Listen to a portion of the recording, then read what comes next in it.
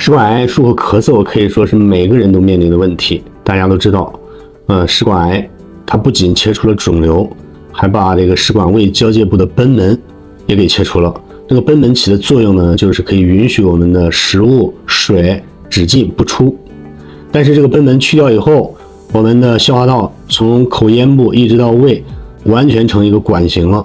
这样的话会引起一个倾倒综合征，就是随着体位的一个放平，或者是头低位的时候，我们胃内的消化液、食物会顺着消化道反流到我们的口腔、咽喉，所以说都会引起咳嗽。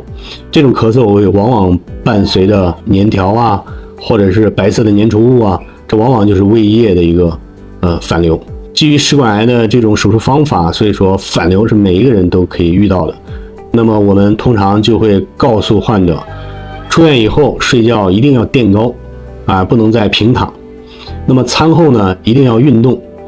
一定要让食物充分的下行到肠道以后再平躺。第三个呢，就是还要求患者少量多餐，一顿饭不能吃太多要一次少吃一点，一天多吃几次。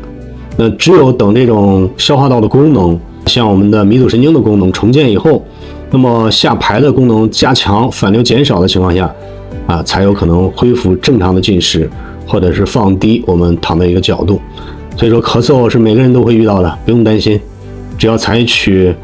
正确的应对方法，或者药物、抗酸药物的应用就会减轻。